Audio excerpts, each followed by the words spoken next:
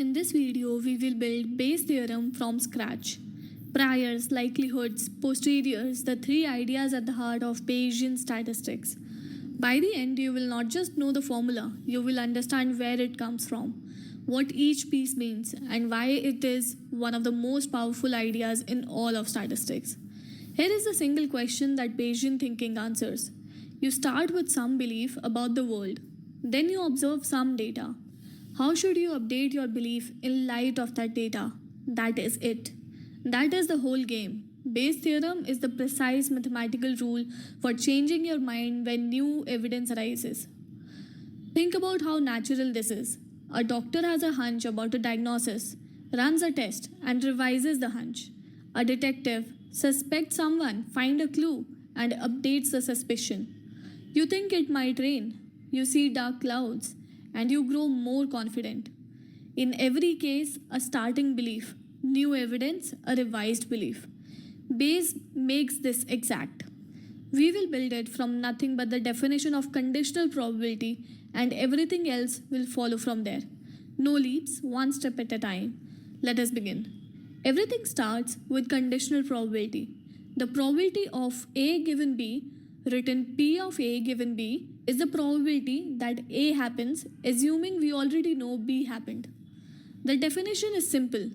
P of A given B equals the probability of A and B both happening divided by the probability of B. In words, out of all the times B happens, in what fraction does A also happen? Now here is the key move. This same joint probability, P of A and B, can be written two ways. We can condition on B, P of A given B times P of B, or we can condition on A, P of B given A times P of A. Both expressions equals the same thing, the probability of A and B together. So we set them equal. P of A given B times P of B equals P of B given A times P of A. Now just divide both sides by P of B, and there it is. P of A given B equals P of B given A times P of A divided by P of B. That is Bayes' theorem. We derived it in three simple lines from nothing but the definition of conditional probability. Let me say why this is profound, not just algebra. Look at what it does. On the left, we have P of A given B, what we want to know. On the right, we have P of B given A, the reverse conditional, which is often much easier to know. Bayes' theorem lets us flip a conditional probability around. It lets us go from the probability of the evidence given the cause to the probability of the cause given the evidence. That flip is the entire point. Usually we know how likely the evidence is if some hypothesis were true. What we actually want is how likely the hypothesis is now that we have seen the evidence. Bayes turns one into the other. Now let us rename the pieces to match how statisticians actually use this. Replace A with the hypothesis H and B with data D. Here is Bayes' theorem in the language of statistics. The probability of a hypothesis H given data D equals the probability of the data given the hypothesis times the probability of the hypothesis divided by the probability of the data. 4 pieces. Let us name each one. The first piece is the prior, P of H. This is your belief in the hypothesis before seeing any data. It captures everything you knew beforehand. If you are testing whether a coin is biased, your prior might say most coins are fair. So a heavy bias is unlikely. The prior is where your existing knowledge enters. The second piece is the likelihood, P of D given H. This asks, if the hypothesis were true, how probable is the data we actually saw? Note carefully, this is the probability of the data, treated as a function of the hypothesis. It is not the probability of the hypothesis. This distinction trips up everyone's at first, and we will spend a whole scene on it shortly. The third piece is the evidence, P of D, sitting in the denominator. This is the total probability of seeing the data across all possible hypotheses. Its job is to normalizing a constant. It scales everything so that the posterior probabilities add up to 1, as any proper probability distribution must. And the fourth piece on the left is the posterior, P of H given D. This is your updated belief in the hypothesis after seeing the data. It is the whole goal of the calculation. It is what your prior becomes once the data has had its say. Now, here is the sentence that captures all of Bayesian statistics in one line. The posterior is proportional to the likelihood times the prior. Your updated belief equals how well the hypothesis explains the data multiplied by how plausible the hypothesis was to begin with. Because the evidence is only a normalizing constant, we will often drop it during the reasoning and write posterior proportional to likelihood times prior. That single proportionality is the engine of everything that follows. Let us do the most famous Bayesian example of all, and one that fools most people, including trained doctors. It shows why our intuition about evidence is badly broken and why Bayes is not optional. Here is the setup. There is a disease that affects 1% of the population. There is a test for it. The test is good. If you have the disease, it correctly comes back positive 99% of the time. And if you do not have the disease, it correctly comes back negative 95% of the time, which means it gives a false positive only 5% of the time. Now the question, you take the test, it comes back positive. What is the probability that you actually have the disease? Most people, including most doctors, when surveyed, answer somewhere around 90 or 95%.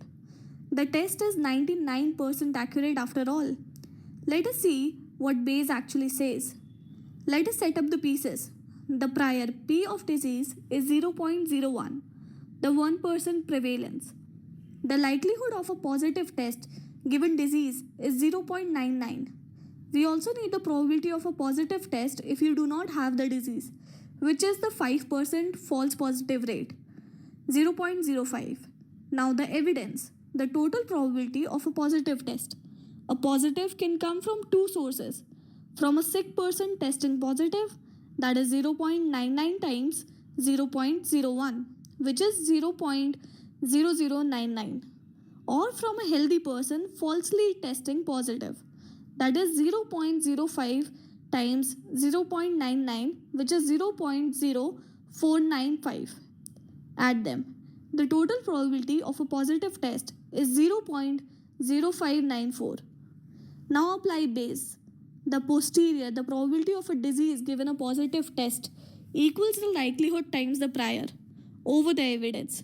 That is 0.0099 divided by 0.0594, which equals 0.167, about 16.7%.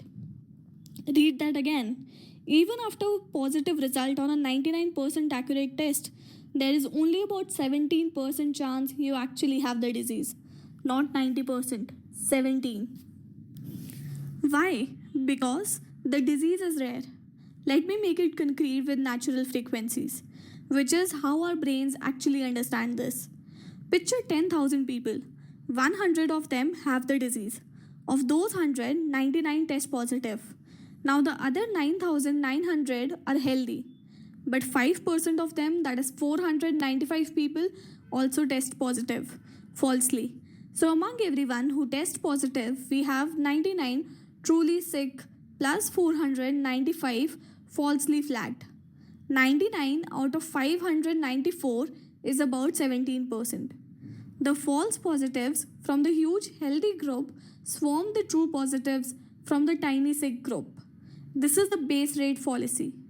Ignoring the prior leads you wildly astray. Bayes forces you to account for it. Now let us slow down on the likelihood, because it is the single most misunderstood piece of Bayes, and getting it right is what separates real understanding from formula plugging. The likelihood is P of t given h, the probability of the data given a hypothesis. The critical thing is that what we treat as fixed and what we treat as varying. When we compute a probability, the hypothesis is fixed and the data varies. We ask, given this fixed coin bias, what is the probability of various outcomes? That is a probability distribution over data, and it sums to 1. The likelihood flips this around. Now the data is fixed. We have already observed it, and the hypothesis varies. We ask, for this fixed data we actually saw, how well does each possible hypothesis explain it? We slide the hypothesis across all its possible values and read off how probable our fixed data would be under each. This is why the likelihood is not a probability distribution over hypothesis. It does not have to sum to 1 as the hypothesis varies.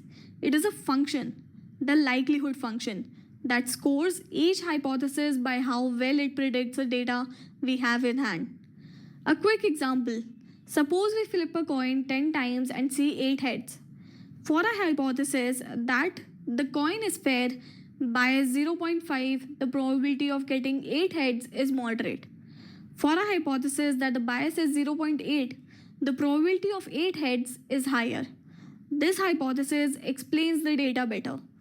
For a hypothesis that the bias is 0.1, the probability of 8 heads is tiny. This hypothesis explains the data terribly. So the likelihood function peaks at the hypothesis that best explains the data. That peak, by the way, is the maximum likelihood estimate, the foundation of classical statistics. Bayes takes this likelihood and multiplies it by the prior. So the final answer reflects not only which hypothesis explains the data best, but also which hypotheses were plausible to begin with. Now let us watch the full Bayesian machine run on a clean example. Estimating the bias of a coin. This will show how the prior, the likelihood, and the posterior interact with real numbers. The unknown we want is the coin's bias. Call it theta, the probability of heads. It is a number between 0 and 1. Bayesian statistics does not give us a single value for theta. It gives us an entire distribution over theta, expressing our belief about every possible value. We need a prior, a distribution over theta before any flips. A natural choice for a probability between 0 and 1 is the beta distribution. The beta has two parameters, often written A and B, and a convenient reading. A behaves like a count of prior heads and B like a count of prior tails. Let us peg beta with A equals 2 and B equals 2. This is a gentle prior, centered at 1/2, mildly expressing that the coin is probably close to fair but not committing strongly. Now we flip the coin 10 times and observe 8 heads and 2 tails. The likelihood of this data as a function of theta follows the binomial form. Theta to the power of the number of heads times 1 minus theta to the power number of tails. Here is the beautiful part. When you multiply a beta prior by a binomial likelihood, you get another beta distribution as the posterior.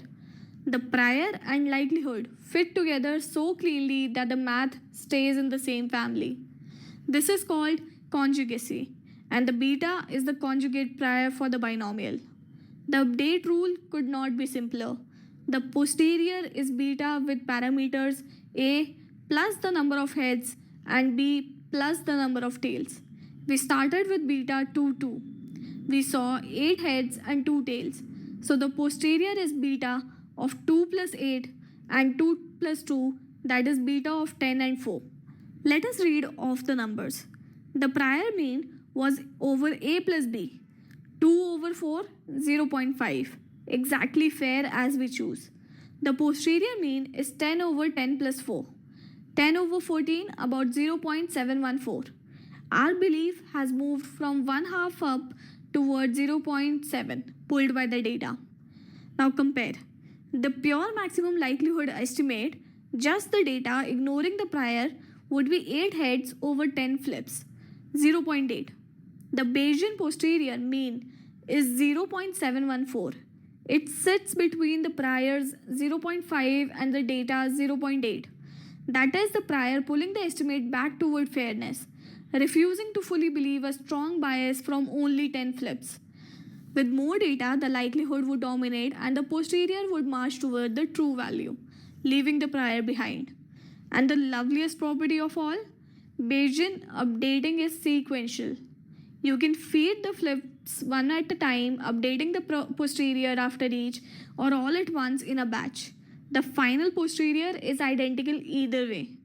Today's posterior becomes tomorrow's prior. Belief accumulates smoothly as evidence arrives, exactly as it should. The posterior is a full distribution, which is wonderful. It carries our complete state of belief. But sometimes we need to summarize it into a single number or a range. Let us see how we can do that. If you want a single best guess value, a point estimate, there are two common choices from the posterior. The first is the posterior mean, the average value of theta under the posterior. For our beta 10, 4 posterior, that is about 0.714. The second is the posterior mode, the single most probable value, the peak of the posterior. For a beta distribution, the mode is a minus 1 over a plus b minus 2. That is 9 over 12, 0.75. The posterior mode has a special name. It is the maximum a posteriori estimate, the MAP estimate. It is the value of theta that maximizes the posterior.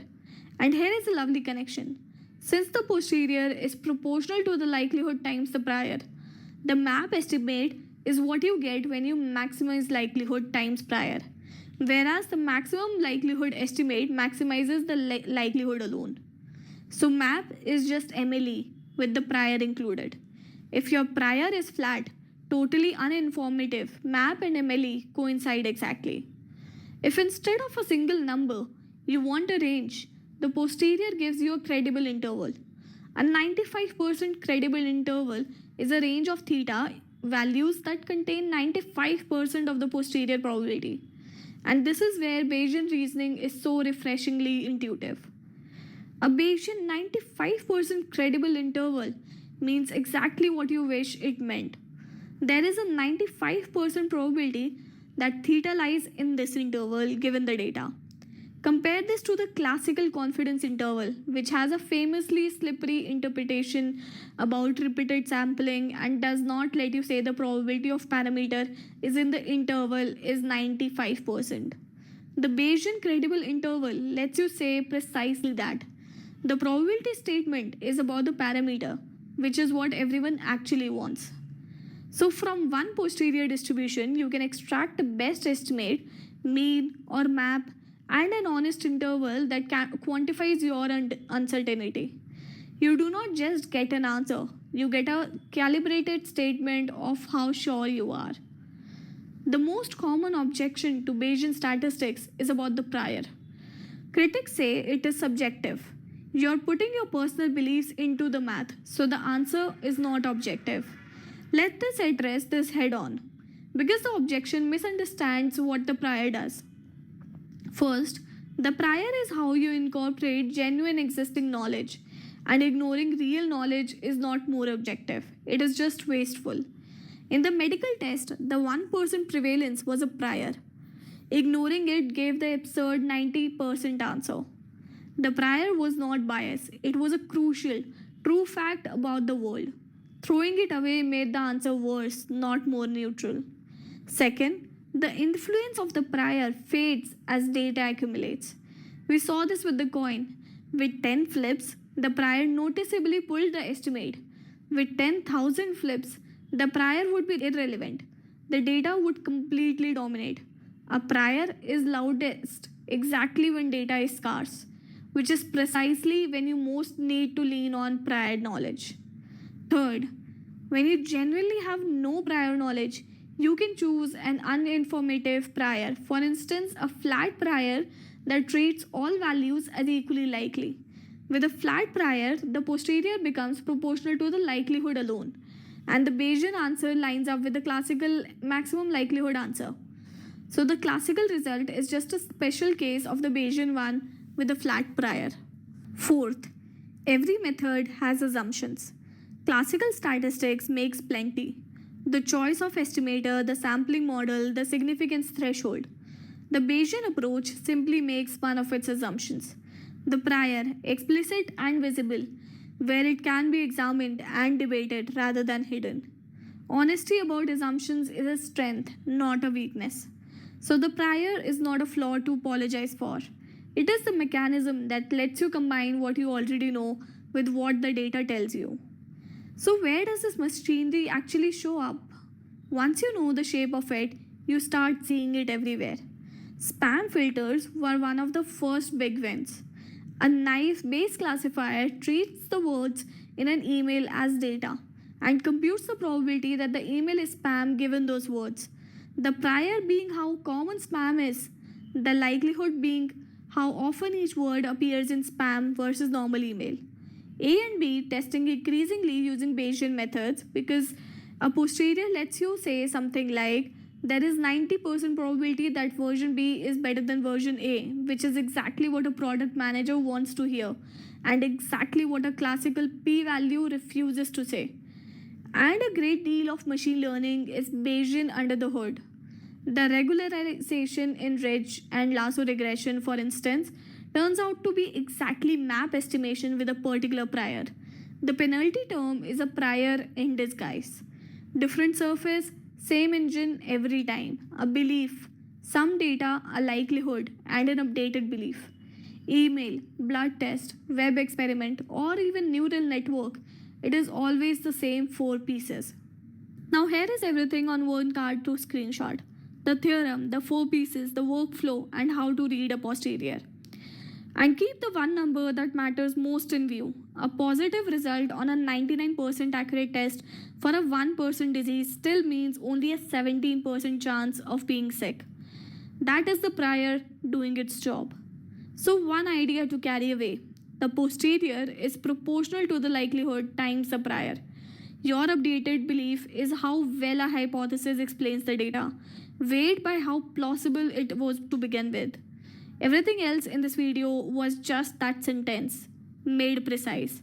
And one habit to carry away: the next time you see a surprising result, do not only ask how strong the evidence is, ask the full Bayesian question: given what I already knew, and given this new data, what should I believe now?